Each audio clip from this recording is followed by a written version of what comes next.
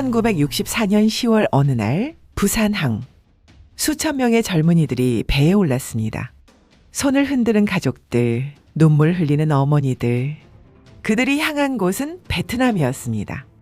그런데 여러분, 우리는 왜 남의 나라 전쟁에 젊은이들을 보냈을까요? 그 결정을 내린 사람은 박정희 대통령이었습니다. 오늘 이 시간 50년 전 그 결단의 진실을 함께 들여다보겠습니다. 1960년대 초반 대한민국의 현실은 처참했습니다. 1960년 1인당 국민소득이 겨우 79달러, 세계 최빈국 수준이었습니다. 아프리카의 가나와 수단과 비슷한 수준이었죠. 6.25 전쟁의 상처는 아직 아물지 않았고 북쪽에선 김일성이, 그 뒤에선 중국과 소련이 호시탐탐 기회를 노리고 있었습니다. 설상가상으로 미국은 주한미군 감축을 검토하기 시작했습니다. 가난도 문제, 안보도 문제, 미래도 보이지 않는 절체절명의 순간이었습니다.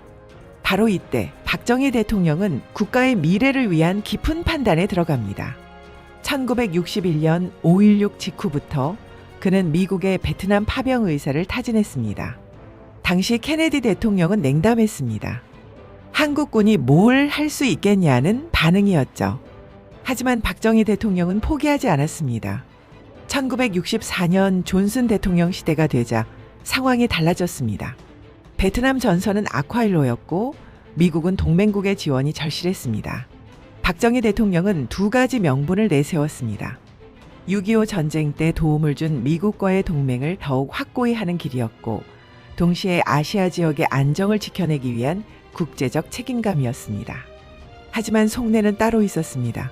주한미군 감축을 막아야 했습니다. 그리고 무엇보다 외화가 필요했습니다. 국가 재건을 위해 외화를 확보하는 것이 무엇보다 중요하다고 보았습니다. 야당과 지식인들은 반발했습니다. 가난한 나라가 무슨 힘으로 남의 전쟁에 나서느냐, 미국의 용병이 되는 것 아니냐는 비판이 쏟아졌습니다. 1964년 9월 140명 규모의 비전투 부대였습니다. 그러나 1965년이 되자 상황은 급변했습니다. 미국은 본격적인 전투부대 파병을 요청했고 박정희 대통령은 국가의 장래를 내다보며 과감히 결정을 내렸습니다. 1965년 10월 맹호부대와 청룡부대가 출정했습니다. 1966년에는 백마부대가 뒤를 이었습니다. 1973년 철수할 때까지 연인원 약 32만 명의 한국군이 베트남 땅을 밟았습니다. 최대 5만 명의 병력이 현지에 주둔했고 이는 미국 다음으로 많은 규모였습니다. 베트남 전선에서 한국군의 명성은 대단했습니다. 맹호부대는 중부 고원지대에서, 백마부대는 중부 해안에서, 청룡부대는 남부 지역에서 작전을 펼쳤습니다. 미군 지휘관들은 한국군을 가장 신뢰했습니다. 용맹하고 규율이 있으며 실전 능력이 뛰어나다는 평가가 줄을 이었습니다. 그러나 대가도 컸습니다. 5,099명의 한국군 장병이 전사했고 11,232명이 부상을 입었습니다. 베트남 파병은 한 나라의 운명을 바꾼 선택이었습니다. 이것은 거대한 경제 프로젝트였습니다. 파병 대가로 미국이 지불한 각종 비용, 한국 기업들이 베트남에서 벌어들인 건설 수송 수익, 파월 장병들의 월급까지 직접적인 외화 수입만 따져도 약 10억 달러에 달했습니다. 일부 연구는 간접 효과까지 포함하면 50억 달러에 이른다고 추산합니다. 당시 한국의 1년 수출액이 1억 달러 남짓이었던 시절입니다. 이 외화는 국가의 핵심 기반을 세우는 데 투입되었습니다. 포항제철 설립 자금이 되었습니다. 중화학공업 육성의 미천이 되었습니다. 건설조선 운송산업이 이때 기술과 경험을 쌓았고 이것이 1970년대 중동건설 붐의 토대가 되었습니다. 군 현대화도 빼놓을 수 없습니다. 1966년 3월 체결된 브라운 각서를 통해 미국은 한국군에 최신 장비와 훈련을 제공했습니다. M16 소총, 휴이 헬기, 현대식 통신 장비가 한국군에 도입되었습니다. 베트남에서 축적된 경험은 한국군을 한 단계 도약시키는 결정적 자산이 되었습니다. 이 경험은 한국 방위산업의 출발점이자 도약의 기틀이 되었습니다. 베트남전을 치르며 한국은 총과 탄약을 자체 생산하기 시작했습니다. 지금 돌이켜보면 무모해 보일 수 있습니다. 가난한 나라가 먼 나라 전쟁에 젊은이들을 보낸다는 것, 그것도 수만 명을. 하지만 당신은 선택의 여지가 없었습니다. 앉아서 굶어 죽느냐 아니면 위험을 무릅쓰고 살 길을 찾느냐. 박정희 대통령은 위험을 감수하더라도 국가의 새로운 길을 열겠다는 결단을 내렸습니다. 그리고 32만 명의 젊은이들이 그 선택을 몸으로 떠받쳤습니다. 그것은 가난한 나라가 국가의 모든 기반을 한꺼번에 끌어올린 전환점이었습니다. 1965년부터 1973년까지 파병 장병들이 해외 근무 수당으로 받은 돈은 총 2억 3,556만 달러였습니다. 이 중 82.8%인 1억 9,511만 달러가 본국으로 송금되었습니다. 고향에 남은 가족들에게 전해진 이 돈은 빚을 갚고 땅을 사고 자식들을 공부시키는 데 쓰였습니다. 더 큰 돈은 기업들이 벌어들였습니다. 현대건설을 비롯한 한국 기업들이 베트남에 진출해 건설과 토목공사를 맡았습니다. 미군 기지건설, 도로공사, 각종 시설물 건설에 한국 기업들이 투입되었습니다. 현대건설은 1966년부터 1972년까지 총 1950만 달러의 수익을 올렸습니다. 한국 기업들의 베트남 현지 계약액은 1968년에만 2,570만 달러를 넘어섰습니다. 이 경험은 훗날 중동건설 진출의 밑거름이 되었습니다. 전쟁 물자 조달도 큰 수입원이었습니다. 미국은 한국군이 사용할 각종 물자를 한국에서 생산하도록 했습니다. 군복, 군화, 전투식량, 각종 장비가 한국에서 만들어져 베트남으로 보내졌습니다. 이 과정에서 한국의 경공업과 제조업이 눈부시게 성장했습니다. 1968년 착공한 경부고속도로 건설에 베트남 파병 대가로 받은 자금이 일부 투입되었습니다. 총 430억 원이 들어간 이 대공사는 한일협정 자금과 함께 베트남 특수자금으로 완성되었습니다. 1970년 7월 7일 서울과 부산을 잇는 428km의 고속도로가 개통되었습니다. 대한민국 국토에 대동맥이 탄생한 것입니다.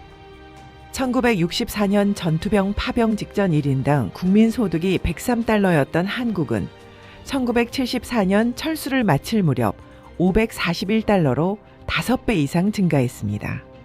베트남 특수가 없었다면 이런 급성장은 불가능했을 것입니다.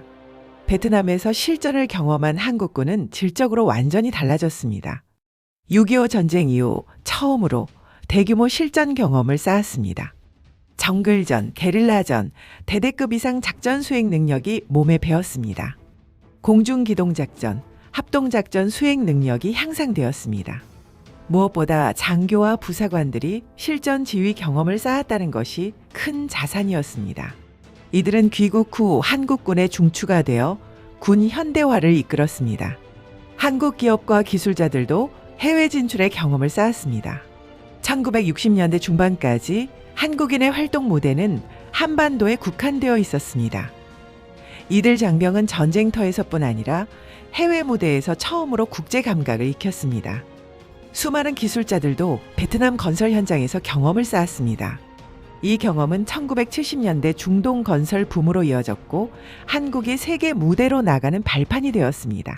1972년 후반 한국군은 베트남에 주둔한 미군보다 많은 병력을 유지하며 참전국 중 가장 큰 규모가 되었습니다. 그러나 1973년 1월 파리 평화협정이 체결되면서 모든 외국군은 60일 이내에 철수해야 했습니다. 1973년 3월 마지막 한국군이 베트남을 떠났습니다. 8년 6개월에 걸친 대장정이 막을 내렸습니다. 32만 명의 젊은이들이 피와 땀으로 일군 성과였습니다. 그들의 헌신이 오늘의 대한민국을 일으켜 세운 든든한 기둥이 되었습니다. 2025년 오늘 베트남 파병 용사들은 70대 후반에서 80대가 되었습니다. 반세기가 지났지만 그들의 전쟁은 끝나지 않았습니다. 5,099명의 전우가 돌아오지 못했고 11,232명이 부상을 입었습니다. 그러나 더 많은 이들이 보이지 않는 상처를 안고 살아왔습니다. 고엽제 후유증이 가장 큰 문제였습니다. 미군이 정글을 말리기 위해 살포한 제초제에는 맹독성 화학물질 다이옥신이 포함되어 있었습니다. 한국군 작전 지역도 예외가 아니었습니다. 1960년대와 70년대 당시엔 아무도 그 위험성을 몰랐습니다. 귀국 후 수십 년이 지나면서 파월 용사들에게 이상 증세가 나타나기 시작했습니다. 당뇨병, 말초 신경병증, 각종 암이 평균보다 훨씬 높은 비율로 발생했습니다. 이세들에게도 선천성 질환이 나타났습니다.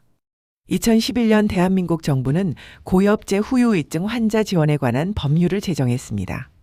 2023년 기준으로 등록된 고엽제 환자는 14만 명을 넘어섰습니다. 하지만 여전히 많은 파월 용사들이 자신의 질병이 고엽제 때문인지 증명하지 못한 채 고통받고 있습니다. 전쟁의 심리적 후유증도 심각했습니다. 오늘날 외상 후 스트레스 장애라고 부르는 PTSD는 당시엔 개념조차 없었습니다. 귀국한 용사들은 악몽에 시달렸고 작은 소리에도 놀랐으며 가족들과 어울리지 못했습니다. 많은 용사들이 침묵 속에서 혼자 고통을 견뎌야 했습니다. 사회적 인정도 부족했습니다. 1970년대 후반 베트남이 공산화되자 베트남 파병은 금기어가 되었습니다. 진전쟁, 잘못된 전쟁이라는 인식이 퍼졌습니다. 파월 용사들은 자신의 경험을 말하기 꺼려했습니다. 자녀들에게조차 베트남 이야기를 하지 않는 용사들이 많았습니다. 2000년대 들어서야 비로소 파월 용사들 희생이 재조명되기 시작했습니다. 그럼에도 불구하고 베트남 파병이 대한민국에 남긴 유산은 명백합니다. 경제적으로 약 10억 달러의 직접 외화 수입을 벌어들였습니다. 이 돈으로 경부고속도로가 건설되었고 포항제철이 세워졌습니다. 중화공업과 건설 조선 산업이 발전했습니다. 1970년대 중동건설 붐으로 이어지는 토대가 마련되었습니다. 안보 측면에서도 결정적이었습니다. 주한미군 감축 압력을 막아냈고 한미동맹을 더욱 공고히 했습니다. 브라운 각서를 통해 한국군 현대화를 위한 대규모 지원을 받았습니다. 실전 경험을 쌓은 한국군은 전투력이 비약적으로 향상되었습니다. 이것이 1970년대 자주국방 정책의 기초가 되었습니다. 방위 산업도 이때 싹을 틔웠습니다. 총과 탄약을 자체 생산하기 시작했고 각종 군수물자를 국산화했습니다. 오늘날 한국이 세계 10위권 무기 수출국이 된 것도 베트남전 경험이 없었다면 불가능했을 것입니다. 그러나 이 모든 성과에는 대가가 따랐습니다. 5,099명의 젊은 생명이 이국 땅에서 꺼졌습니다. 수만 명이 평생 지워지지 않는 육체적 정신적 상처를 안고 살아왔습니다. 베트남 현지 민간인 피해도 부인할 수 없는 역사입니다. 이 부분은 한국군이 지금까지도 짊어져야 할 역사적 책임입니다. 박정희 대통령의 베트남 파병 결정을 어떻게 평가할 것인가? 이 질문에는 여전히 다양한 답이 존재합니다. 비판하는 이들은 말합니다. 정당하지 않은 전쟁에 참전했고 미국의 용병 노릇을 했으며 민간인 피해를 냈다고. 이 비판들은 경청할 가치가 있습니다. 역사는 한 가지 시각으로만 볼 수 없기 때문입니다. 동시에 당시의 맥락도 이해해야 합니다. 1960년대 대한민국은 세계 최빈국이었습니다. 북쪽에는 김일성이 있었고 주한미군 감축이 현실로 다가오고 있었습니다. 국가 생존이 걸린 문제였습니다. 박정희 대통령은 국가를 지키기 위해 현실을 직시하고 미래를 설계한 지도자였습니다. 그리고 그 선택을 32만 명의 젊은이들이 몸으로 떠받쳤습니다. 역사를 평가하는 것은 후대의 몫입니다. 그러나 평가에 앞서 기억해야 할 것이 있습니다. 나라가 어려울 때 남의 나라 전선까지 달려갔던 세대가 있었다는 사실입니다. 그들이 흘린 피와 땀 위에 오늘의 대한민국이 서 있다는 사실입니다. 박정희 대통령에 대한 평가가 갈리더라도 파월 장병들의 희생만큼은 존중받아야 합니다. 2025년 지금 파월 용사들은 70에서 80대 노인이 되었습니다. 시간이 얼마 남지 않았습니다. 그들의 기억을 듣고 그들의 고통을 이해하고 그들의 희생을 기억해야 합니다. 파월 용사들의 증언을 들어보십시오. 그들의 이야기는 단순한 과거가 아닙니다. 그것은 우리가 어떻게 여기까지 왔는지를 말해주는 살아있는 역사입니다. 베트남에서 돌아온 이웃, 친구, 가족과 어떤 이야기를 나누셨습니까? 시대의 기록은 여러분의 기억을 기다립니다. 댓글로 그 시절 이야기를 들려주십시오. 젊은 시절 가난한 조국을 위해 베트남으로 떠났던 그대들의 희생이 있었기에 오늘의 대한민국이 있습니다. 이제는 우리가 그 기억을 지켜드릴 차례입니다. 시청해 주셔서 감사합니다.